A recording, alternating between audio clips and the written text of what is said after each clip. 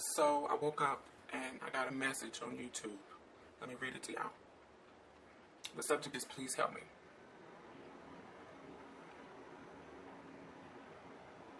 I love your videos. I have a 12-year-old son that I love with all my heart and soul.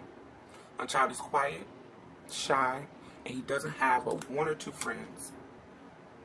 He was a husky baby. He's a good kid. My child has been picked on and called names on a few occasions. But this one time really sunk my heart happened this summer at camp. When I picked him up and my 14-year-old daughter, all she could talk about was how the kids was calling him faggots and that he got in a fight. My daughter talked as if they were strangers and not brothers and sisters.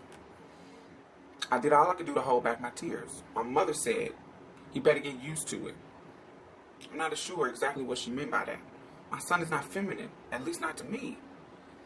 I have asked people that know my child what they thought, what they see or sense about him.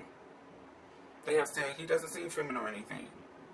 Now I love my child no matter what, but I'm scared, confused, and concerned. I want him to be able to come talk to me about anything. But I don't want to concern him with questions about his sexuality if there's nothing to be concerned about. But I don't want to walk around with blinders on either. Communication is the key. I saw your Rutgers suicide video. How do I approach him with my concern? Do I need to approach him with my concern at all?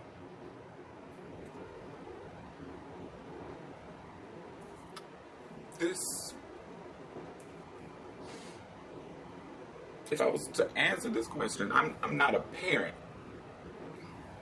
So I can only imagine what you're going through.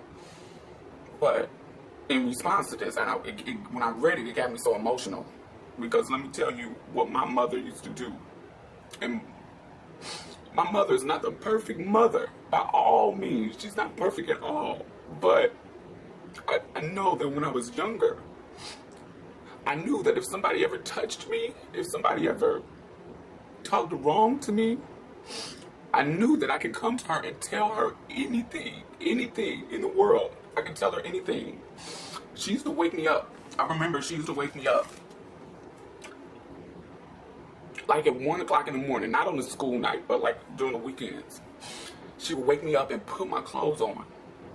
And she would take me to this restaurant. I don't remember the name of the restaurant, but she would take me to the restaurant and we would sit down. It would be early in the morning, just me and her, nobody else, no extra bullshit. Just me and her. And she would sit down and talk to me about whatever. It was not a specific subject. It was not a specific thing. She would ask me questions and about school, about whatever. She would ask me and I could just talk to her. Whatever issues I was having in school, whatever issues I was having with homework, at home, or anything, she would just let me be open and be myself and talk to her.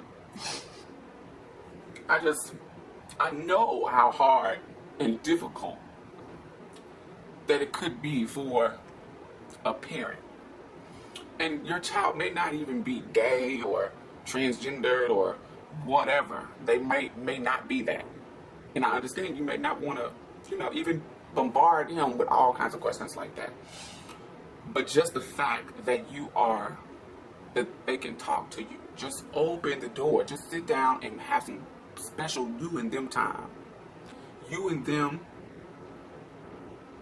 just talking about anything. Just open the door of communication and make sure they know that it is wide open. I'm not a parent. Probably never will be. But I think it's important that you have that door open. I hope I helped. And I'm crying. I want to call my mommy.